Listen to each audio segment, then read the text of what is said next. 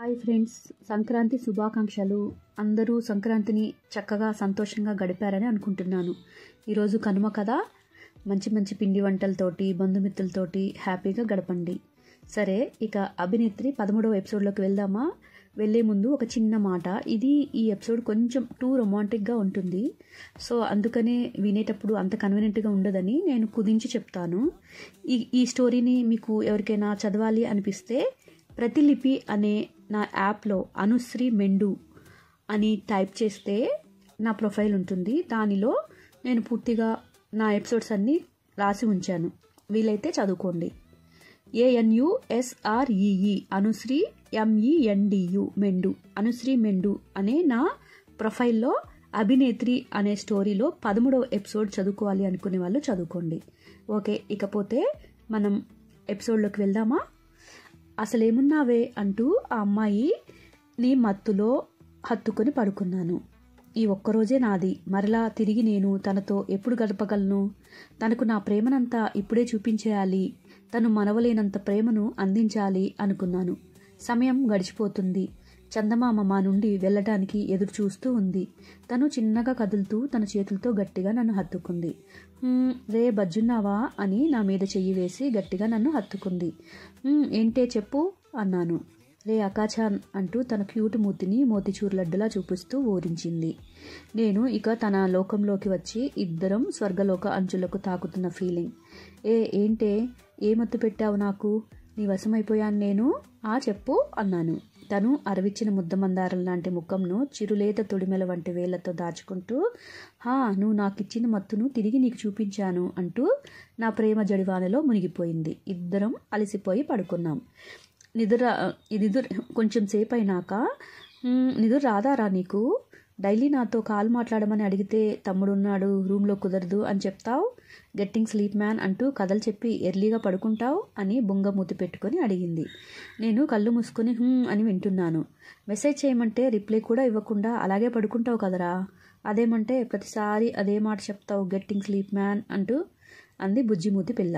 ఒకసారి తనని అలా చూస్తే నా మొదటి క్రష్ గుర్తులన్నీ చెదిరిపోయాయి. తను క్యూట్ మొహం చూసి నుదుటి మీద ముద్దు పెట్టి ఐ లవ్ యూ మ్యాన్ అని చెప్పాను, తన కళ్ళల్లోకి మొదటిసారిగా సూటిగా చూస్తూ. ఏ ఆస్తులు ఇచ్చినా తను అంత హ్యాపీగా ఉండదేమో, నిజంగానా అని నన్ను చూస్తూ అడిగింది. సరే సరే పడుకో, ఏదో ఎమోషన్లో చెప్పానులే అని తను పాలుగారే చలివిడి ముద్దలాంటి నున్నగా ఉన్న భుజంను నిమురుతూ చెప్పాను. వతాషినో అకాచాన్ అంటూ ఏదో లాంగ్వేజ్లో వాగింది. నాకు అర్థం కాలేదు, కానీ తను అలా పిలుస్తుంటే చాలా బాగుంది, చాలా ముద్దుగా కూడా ఉంది. తను అలా పిలుస్తూ ఉంటే ఇంకా ఇంకా వినాలనిపిస్తుంది. ఇది నాతో తప్ప ఇంకెవరిని అనవు కదా, ఈ పిలుపు నా కోసమే ఉంచేసాయి అన్నాను. సరేరా, నిన్నే అంటాను, ఇంకెవరిని పిలవను అని చెప్పింది. నీ మీద బజ్జోనా అని అడిగింది. రా అకాచాన్ అన్నాను. ఏంటో తన అమాంతం నాపై బోర్ల పడుకున్న దూది పింజలా అనిపించింది నాకు. రే బరువుగా ఉన్నానా, లెగవనా అని అడిగింది. తన తలను నా గుండెలకి అదుముతూ లేవులే, ఉన్నప్పుడు చెప్తాలే అని అన్నాను. అలా తను నా మీద బుజ్జి కుక్క పిల్లలాగా బజ్జున్నట్లు బజ్జుంది.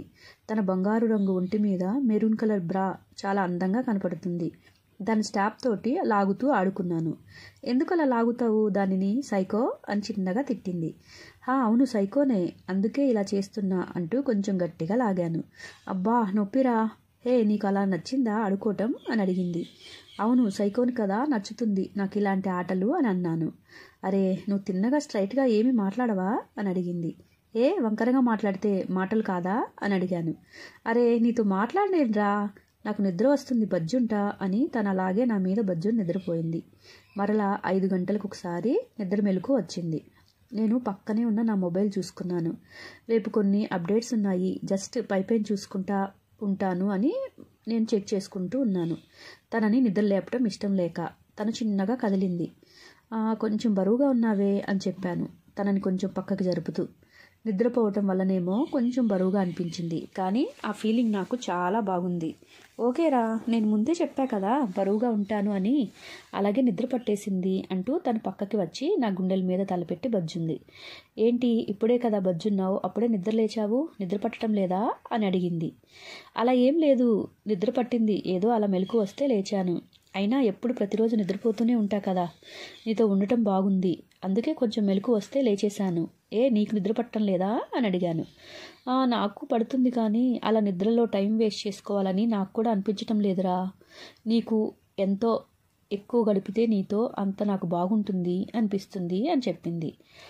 అలాగా, మరి మరోసారి చాక్లెట్ ఇవ్వనా అని అడిగాను. ఇప్పుడు వద్దులే, ఏదైనా మాట్లాడు అని చెప్పింది. సరే, ఏం మాట్లాడను చెప్పు. నీకు ఎంగేజ్మెంట్ అయింది కదా, రేపొచ్చి అతను నేను ఉండలేకపోతున్నాను, త్వరగా పెళ్లి చేసుకుందాం అని చెప్తే ఏమంటావు అని అడిగాను. నోరు మూసుకొని దొబ్బే అంటాను అని నవ్వుతూ చెప్పింది.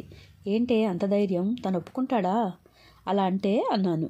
తనెవరు ఒప్పుకోవడానికి, నా పెళ్ళి నా ఇష్టం అని చాలా ధైర్యంగా చెప్పింది. ఎంత ధైర్యం ఏంటి ఇలా మాట్లాడుతున్నావు? నీకు ఎటువంటి ప్రాబ్లం రాదా నిజంగానా? నువ్వు అతనితో నువ్వు వద్దు అని చెప్పేస్తే ఎందుకు? నేను నీకు బాగా నచ్చానా అని అడిగాను. నేను ఈరోజు నీతో గడపడానికి కారణం అతనితో చాలా విసిగిపోయానురా. నీతో చాలా షేర్ చేసుకోవాలి అనుకున్నాను. తను నేను ఎలా ఉండేవాళ్ళము అని నీకు చెప్తే నువ్వేమీ ఫీల్ అవ్వవు కదా. నేను నీతో ఏదైనా షేర్ చేసుకోవచ్చా? ఈ టైంలో అసలు అతని గురించి మాట్లాడితే నీకు ఎటువంటి డిస్టర్బెన్స్ ఉండదా అని అడిగింది. మొద్దు పిచ్చా నీకేమైనా, నాకెందుకు డిస్టర్బెన్స్, నువ్వు ఏదైనా చెప్పచ్చు, నేను ఏదైనా వింటాను అన్నాను. తను జుట్టును సవరిస్తూ, తన జుట్టు ఎంత స్మూత్గా ఉంది అంటే నిజంగా చిన్నప్పుడు ఎప్పుడు అడ్వర్టైజ్మెంట్ చూస్తూ ఉండేవాడిని. సిల్క్ అని యాడ్ వచ్చేటప్పుడు ఆ జుట్టును చూసి ఎంత బాగుందో, అలాంటి జుట్టు ఉన్న అమ్మాయిలు నేను చూస్తానా అనుకునేవాడిని. కానీ ఈ అమ్మాయి నల్లని కురులు చూస్తుంటే కాదు, దాన్ని టచ్ చేసినా కూడా ఎంత స్మూత్గా పట్టుదారాల్లా ఉన్నాయో. ఆడవారికి నిజంగా అందం ఆ జుట్టేనేమో కదా. అందుకనేమో ఎంతోమంది కవులు వాలు కనులతో పాటు వాలు జడలు కూడా పొగుడుతూ ఉంటారు అని మనసులో అనుకున్నాను. చెప్పవే, నీకేం చెప్పాలని ఉంటే అది చెప్పేసేయ్, నేను వినటానికి ఓపిగ్గా ఉన్నాను. నువ్వు ఎన్ని చెప్పినా నేను ఈరోజు వింటాను. ఈరోజు అంతా నీదే అని చెప్పాను. నీదే రోజు అంటే వర్క్ పనుల్లో బిజీగా ఉంటాను కదా. నీకు తెలియందేముంది, వర్క్తో పాటు రూమ్కి వచ్చినాక నావి ఇంకా కొన్ని పనులు ఉంటాయి కదా, వాటితో పాటు అవన్నీ చేసుకొని నేను అలసిపోయి పడుకుంటాను. అందుకనే రోజు నేను నీతో డైలీ ఎక్కువ టైం స్పెండ్ చేయలేను. బట్ ఇప్పుడు అలా కాదు కదా, నీతోనే ఉన్నాను ఫిజికల్గా. సో ఎటువంటి డిస్టర్బెన్స్ ఉండవు, ఎటువంటి పనులు ఉండవు. అందుకని ఫుల్ నీతోనే స్పెండ్ చేయాలనుకుంటున్నాను అని చెప్పాను. చెప్తాను అని తను చిన్నగా నా ఛాతీని కిస్ చేస్తూ చెప్పింది. హాయ్ ఫ్రెండ్స్, 13వ ఎపిసోడ్ అభినేత్రి అయిపోయింది. మీకు నచ్చిందనే అనుకుంటున్నాను. ముందుగా చెప్పాను కదా, ఈ ఎపిసోడ్లో కొంచెం టూ రొమాంటిక్గా ఉండటం వల్ల నేను కొంచెం కుదించాను. సో దీనిని చదవాలి అనుకునే వాళ్ళు అభినేత్రి అనే ప్రతిలిపి యాప్లో అనుశ్రీ మెండు ప్రొఫైల్లో ఉంటుంది. వీలైతే దానిని కూడా ఫాలో అవ్వండి. ఓకే, ఇకపోతే 14వ ఎపిసోడ్ వినడానికి సిద్ధంగా ఉంటారనుకుంటాను. వీలైతే ఈరోజు రాత్రి లోపల ఆ ఎపిసోడ్ కూడా ఇచ్చేస్తాను. ఇకపోతే నా కొత్త హారర్ సిరీస్ ఉంది కదా, బురుబావి, అది కూడా వినండి. మీకు నచ్చితే సబ్స్క్రైబ్ చేసుకోకపోతే నా ఛానల్ని సబ్స్క్రైబ్ చేసుకోండి. మీ ఫ్రెండ్స్కి కూడా షేర్ చేయండి. ఓకే, ఇట్లు మీ అనుశ్రీ మెండు.